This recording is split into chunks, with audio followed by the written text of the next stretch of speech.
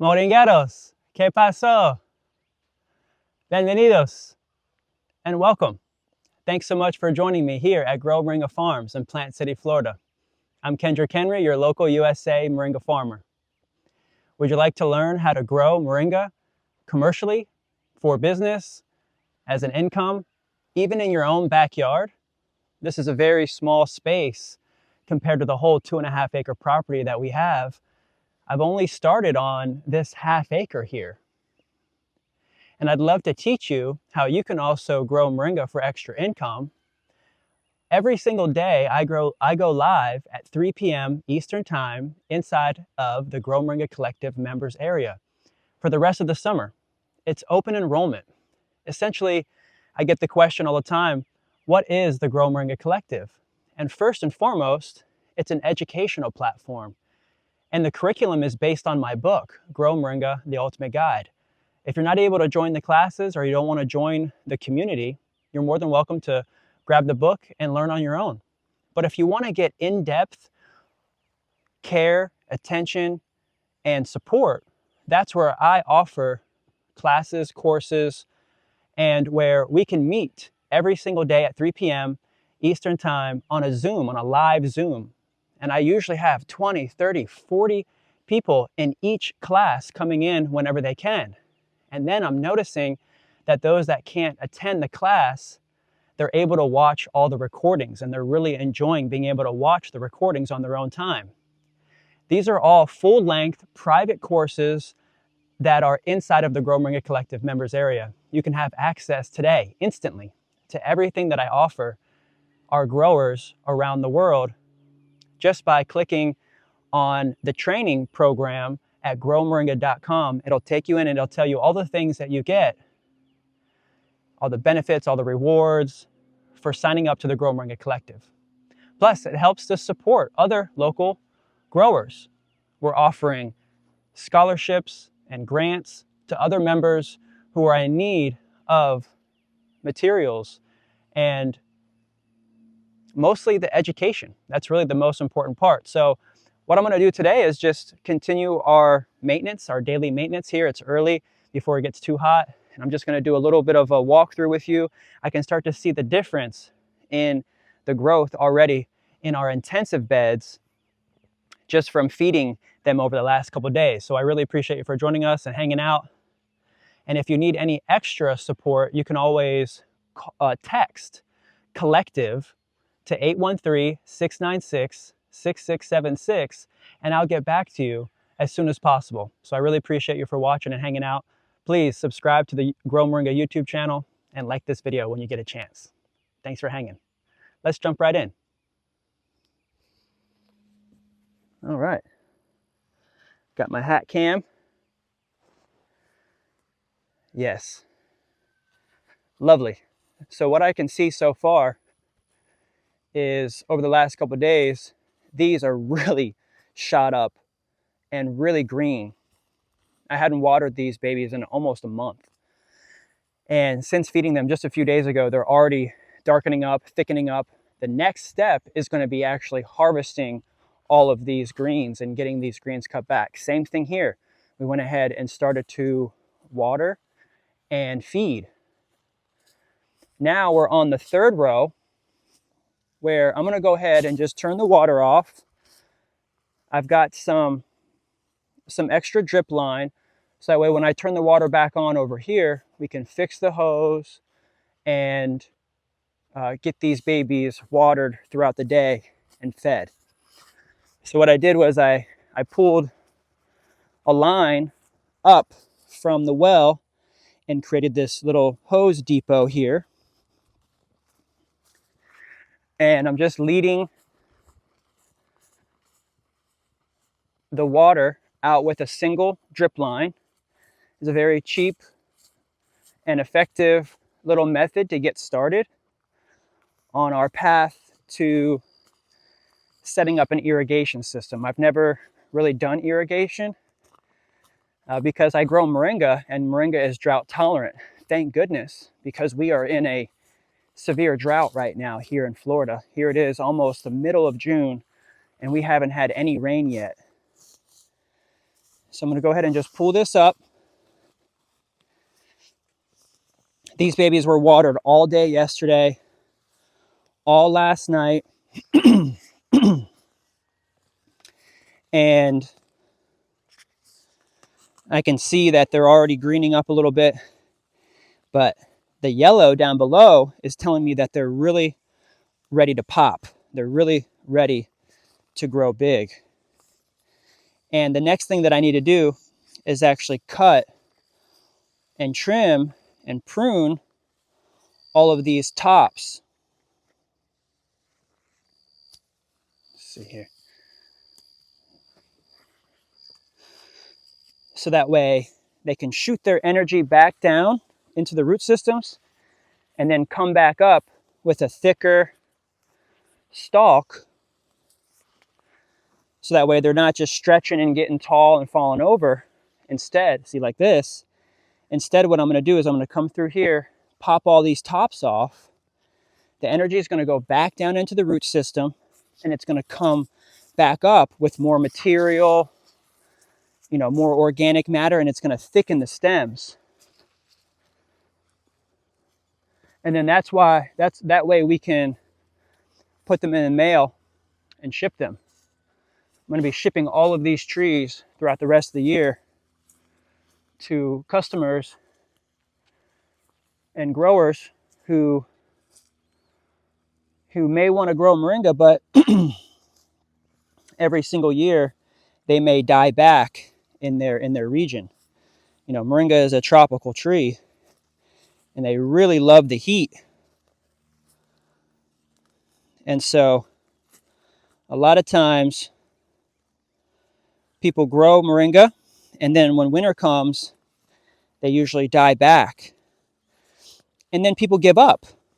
But if you're a tomato grower or a kale grower or any kind of other annual grower, you understand that when you plant something in the season, it may not necessarily survive the whole year.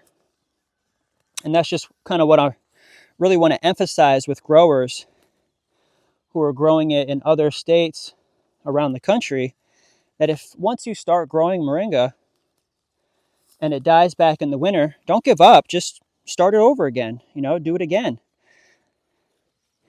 And again and again, and you'll get better and better, and your soil will get more nutrient. And you have to treat this like an annual, essentially, is what I'm saying. In places that get frost, like here, it actually freezes several times throughout the year. Oh, good. I'm coming down to the end, and this is what I do is I want to extend this end piece out. I'm going to turn the water back on, and I'm going to find any kind of holes. I'm going to plug up those holes, and then I'm going to extend the line out a little bit. I have a little bit extra drip line. This is just really like a cheap $30 line. This allows me to have a little bit more control and movement. I know there's a little bit of extra work right now, but I'm enjoying coming out, making the content, and showing you guys a little bit about my day and a little bit about the work that goes on into being a moringa farmer. So we turn that back on.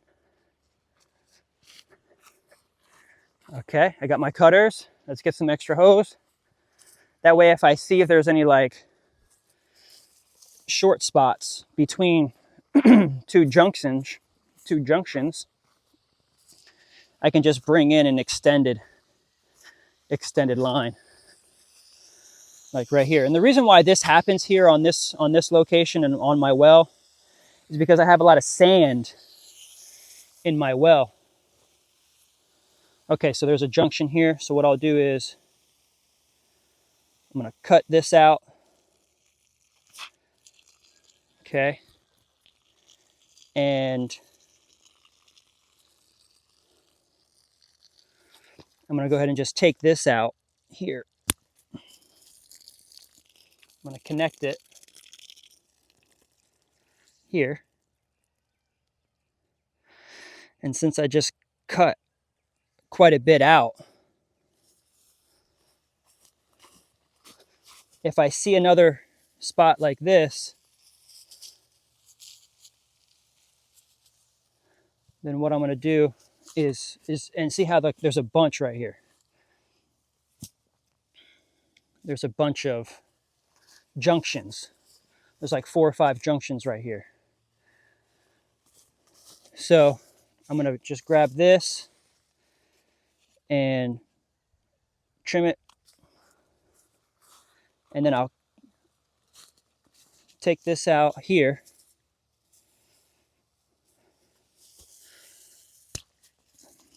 Connect this. That way I can reuse some of these junctions here.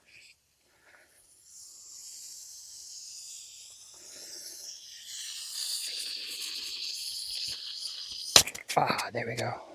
You know what? I'm gonna turn this off because I'm gonna take that little blue thing out of there, because I think there's like a little pin that keeps that really small,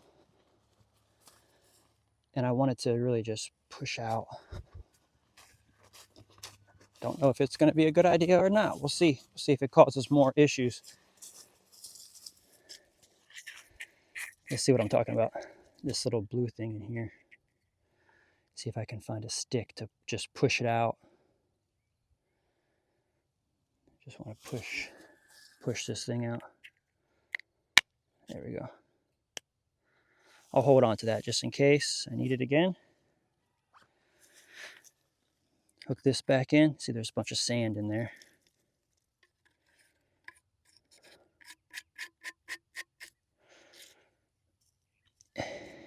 I don't think it's really preventing any sand from not passing through it. So,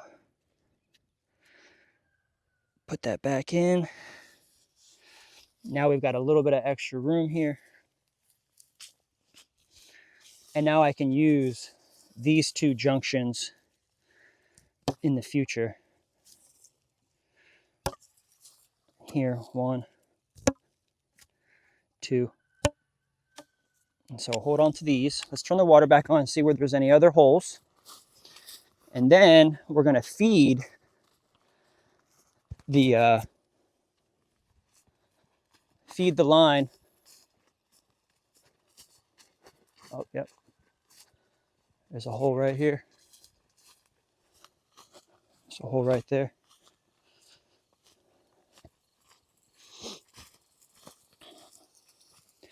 But see, now since I have these 2 junctions, I can go ahead and, yeah, see, now there's a lot more pressure coming through the water line. I noticed that sometimes it doesn't even really get even fully wet down at the end. Put that on. That's what's cool about these little drip lines. Like I said, the reason why I have so many holes coming in is just because of the sand that's in the well. There we go. But that should really help to push more water through.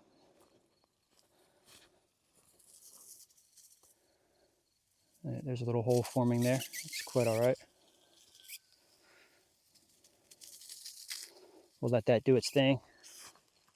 It might start to get big. But I really like to feed when it's wet.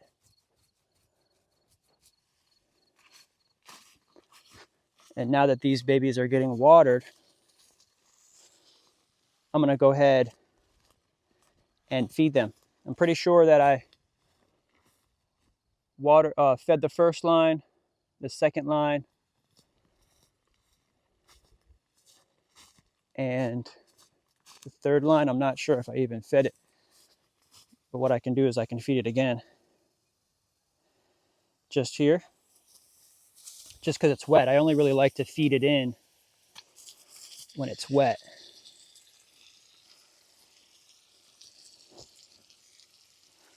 Just a part of being a farmer here. I'll get all this stuff fixed up and have an official irrigation line in here. This is just really my first year putting this system in place. And so I want to see, now I'm learning, I'm learning that this system really needs a settling tank. For real. It needs a settling tank, for real. All right.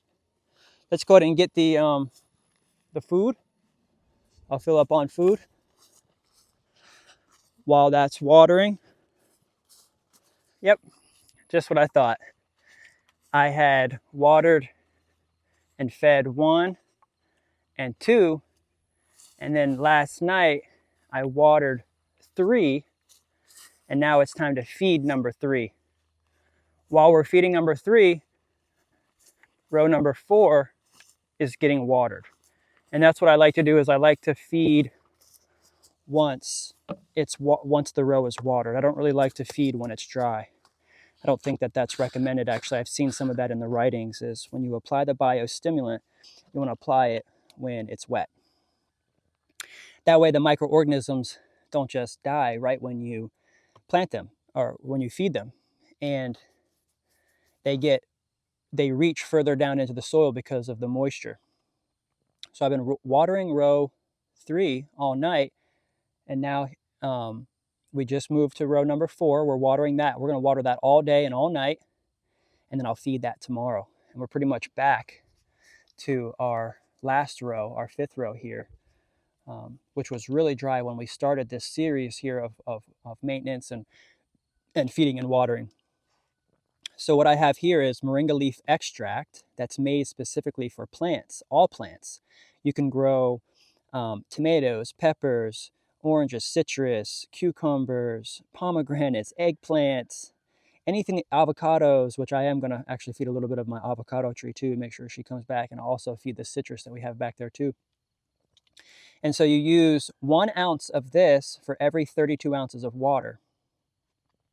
In here is 16 ounces, and there's actually a little feeder on the bottle where you can just squeeze it and pour it in. This is a 2-gallon bucket here, and so I'm going to use half the bottle. Essentially 1 gallon takes about 4 ounces, and so 2 gallons is 8 ounces, so we're going to bring it down to the 8. And we're just going to feed. See, it's got a little measuring thing over there on the side too. All right, and then we'll do it twice. That way they get a really good feeding. I went ahead and charged this baby up, so let's see if she makes it through this little progress journey. You can see the big trees here are starting to look really good. This row I planted out last summer, and this row I planted out this summer, and these rows I planted out the summers before. Seems like every year I get to another row, just with the amount of work and maintenance and care and planting out new plants in the system.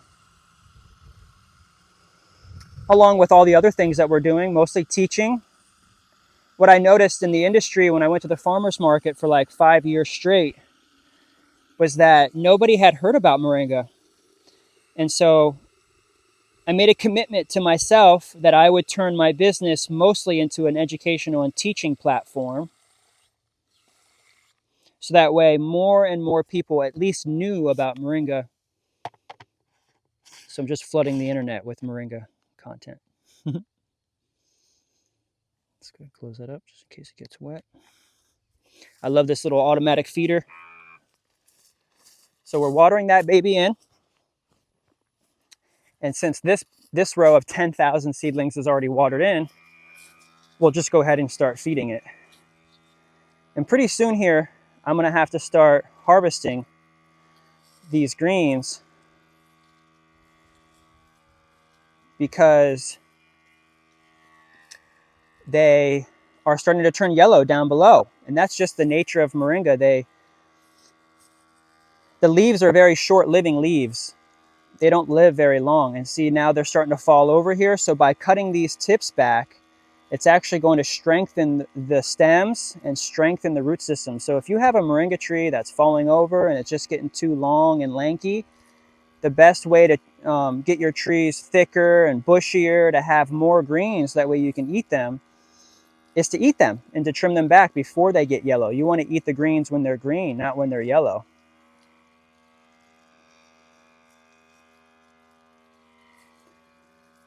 And so we'll just get this line fed. This baby was watered all night. And even just this little bit of water here helps me to hit any maybe dry spots. It's really dry right now. Like in areas like this, I can tell that it was just a lot of mulch buildup, because I made these beds by literally just dropping mulch and then dropping some soil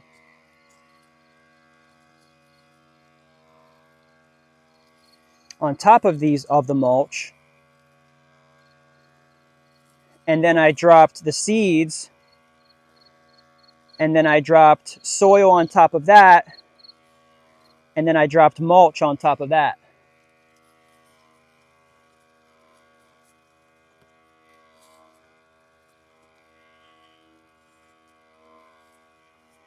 Nice.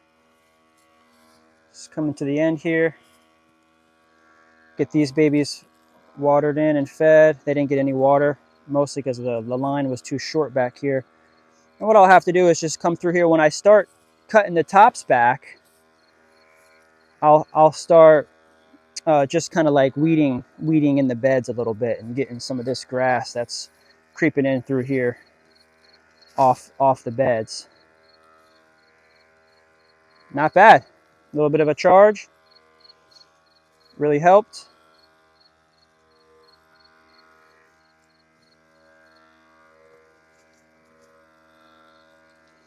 A little bit goes a long way. This biostimulant is filled with microorganisms and microbiology and phosphorus and magnesium. Oops, magnesium, sorry, baby.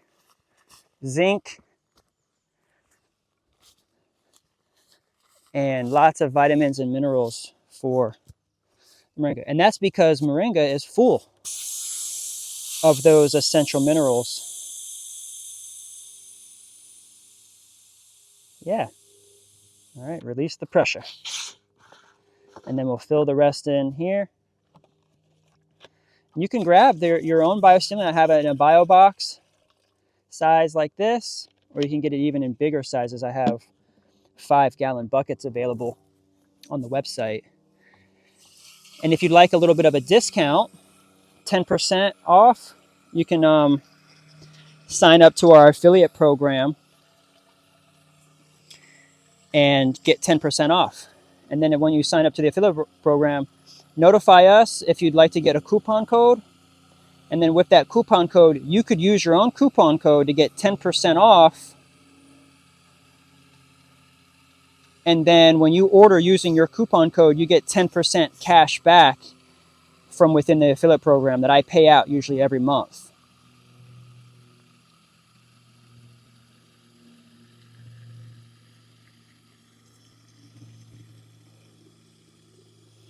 You could even get 20% off your purchase, especially if you're trying to get like a big amount. All right, let's just get this last row watered in for the day. It's getting hot already. It's about 9 o'clock. I want to do this early. Let me not forget to feed some of my pineapples here. This baby's getting watered in. And then we'll start feeding this row that's already been watered in last night. I started growing moringa in 2015 when I first heard about it from Dr. Sebi. And then I started working here at this was a plant nursery. All this was plastic. All this was plastic on the ground. And I was working out here in 2014, 2015. I was working out here on this property. It was like a native plant nursery.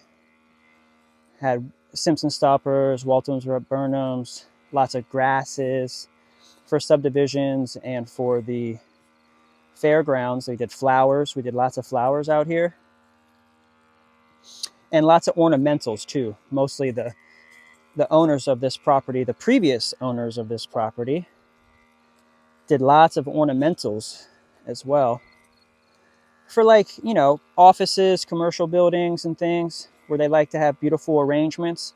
And that's a good business because they constantly needed to be refreshed with new plants. After a couple months, these contracts would have to, you know, just put in new plants every few months, because just them being inside and not being fed or watered by the workers, then they didn't really last more than maybe 6 months or so. And so they were always coming back and buying more plants from us.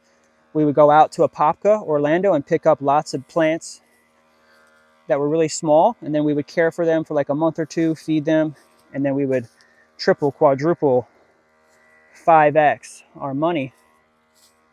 Let's go ahead and feed the citrus, get her some food. This is like a really cool variety. I think it's, what is it, Satsuma? Yeah, Satsuma. And let's go ahead and feed the avocado a little bit more. Just keeping her moist and fed right now. She's a little stressed out with all the heat. I really don't want this graft to mess up, so I'm actually going to get up here, get the stalk. Hopefully she comes back with new buds up here. I just don't want her to die back below that graft right there. Okay. That's good. Beautiful. Let's just go ahead and finish her off, and then we'll take a look to see if there's any leaks. You know, that little blue piece that I took off, it might be just putting too much pressure now into the hose. So it's just kind of like exploding out there. I don't know, maybe that wasn't a good idea. So at least I still have it in my pocket, and I might be able to just put it back in to reduce the amount of pressure that's going into the hose. All right, that's good. Yeah. That might not have been a good idea, but at the same time, these babies are really getting watered in now. Let's see, do I have to cut this? Yeah, this was that little spot that just got really big here. Oh, look, there's a couple of there's a couple right here, so I might just go ahead and cut this here, and then even pull this out here. Now I reclaimed another 3 little clips there, and I'll go ahead and extend this out. I'll grab some extension. Let's see, just to get this line a little bit bigger. So thanks for coming in and checking us out while we're maintaining and growing this operation. All right, pull that off.